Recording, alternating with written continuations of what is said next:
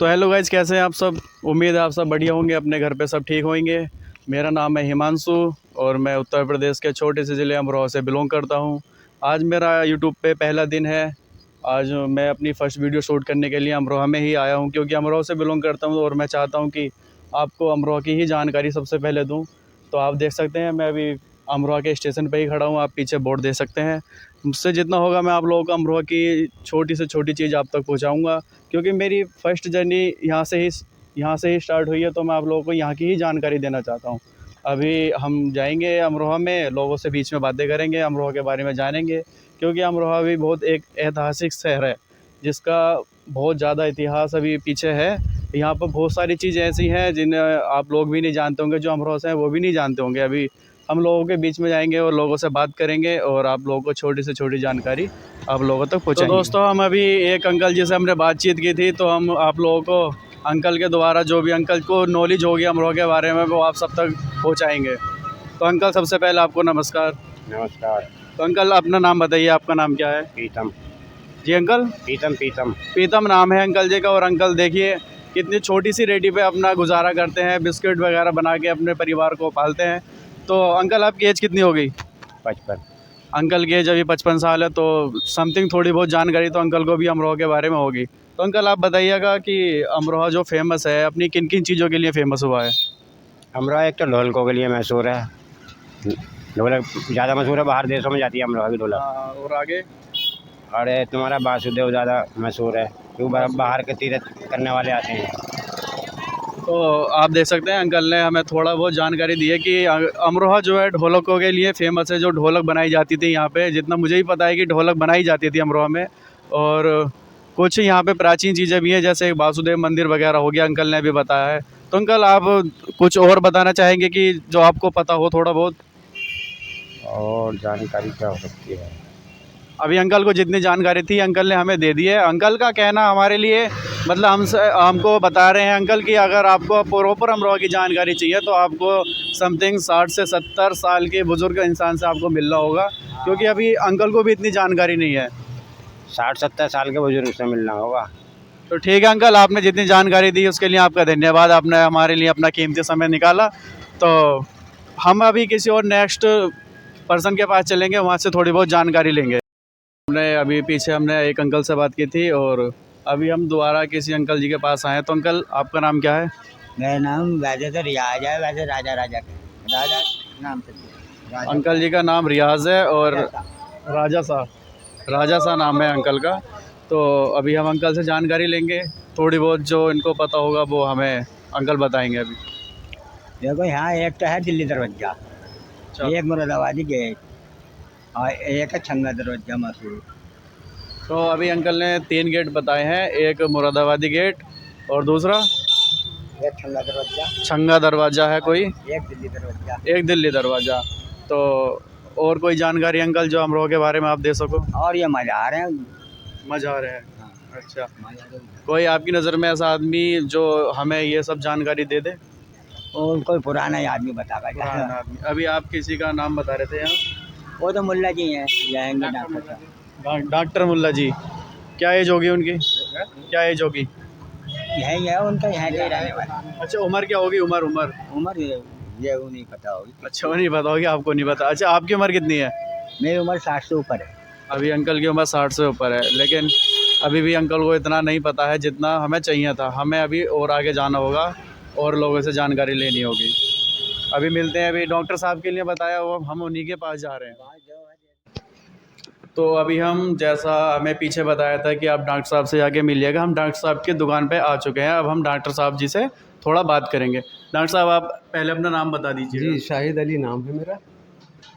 शाहिद अली नाम है डॉक्टर साहब जी का। और डॉक्टर साहब, आप किस तरीके की दवाइयाँ, मतलब जो आप मरीजों को करते हैं। मैं एक जनरल फिजिशियन हूँ जो सभी तरह की दवाएं, ज़्यादातर जाड़ा है, बुखार है, इस तरह का मैं ट्रीटमेंट करता हूँ। अच्छा, और अंकल आपकी जैसे दुकान पे आना हो हमें, तो कहाँ आना होगा। ये कैलसा रोड नियर शिव पैलेस, रौनक वाटिका के पास में। आपको किसी भी तरीके से कोई दवाई चाहिए तो आप यहाँ आ सकते हैं। रौनक वाटिका के सामने है। रौनक वाटिका एक होटल का नाम है, उसी के सामने डॉक्टर साहब जी बैठते हैं। तो डॉक्टर साहब जी, आप आपकी एज क्या होगी? मेरी एज 50 प्लस में है। अच्छा, 50 प्लस में है, ठीक है। अभी हमने उन लोगों से भी बात करी थी जिनकी एज 60-70 साल है, ठीक है। उन लोगों को भी इतना नॉलेज नहीं थी, और डॉक्टर साहब की एज है 50 प्लस। तो देखते हैं डॉक्टर साहब को कितनी नॉलेज है या हमें क्या बता पाते हैं अमरोहा के बारे में। तो आप अमरोहा के ही निवासी हैं? जी जी, मैं अमरोहा का ही निवासी हूँ।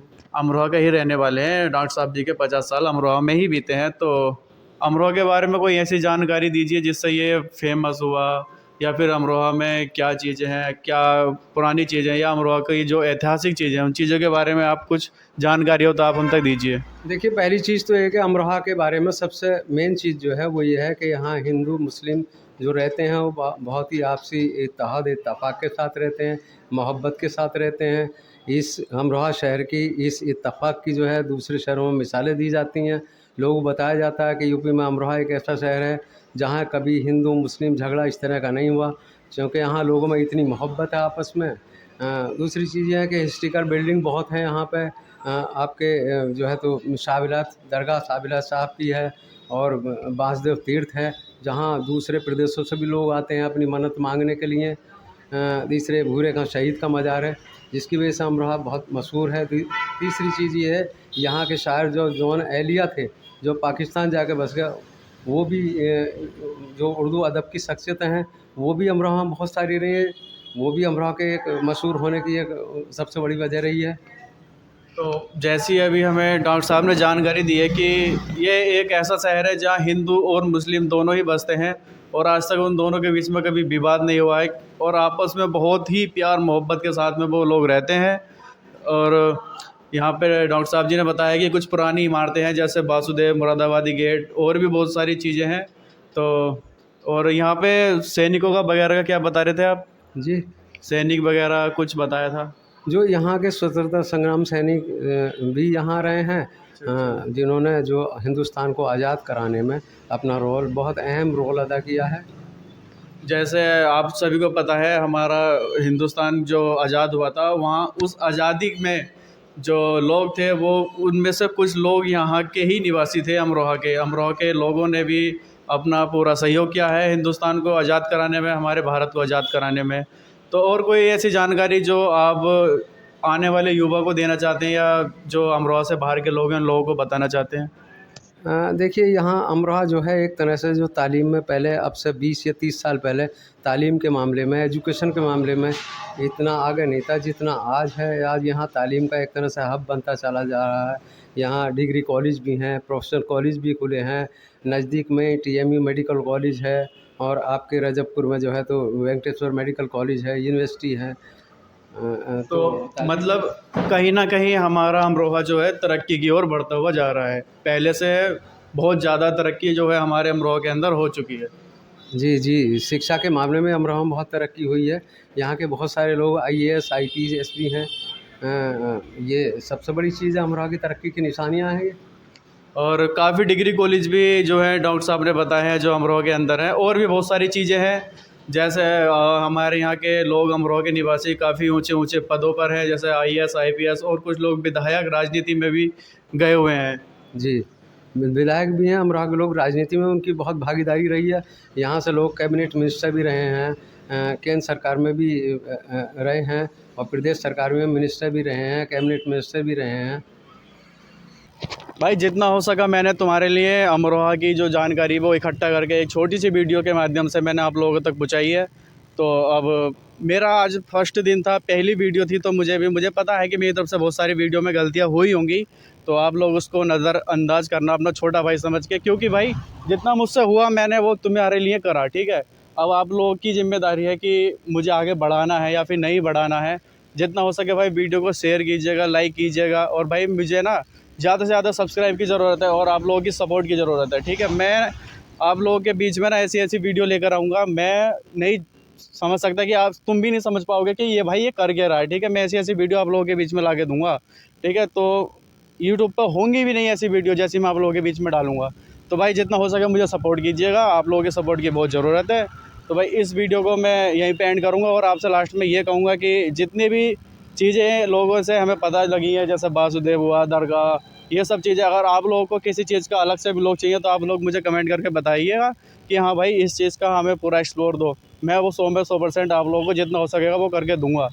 और बाकी मैं अपनी तरफ से भी कोशिश करूँगा कि इन चीज़ों के लिए अलग से ब्लॉग बनाऊँ। तो भाई इस वीडियो को यहीं पे एंड करते हैं।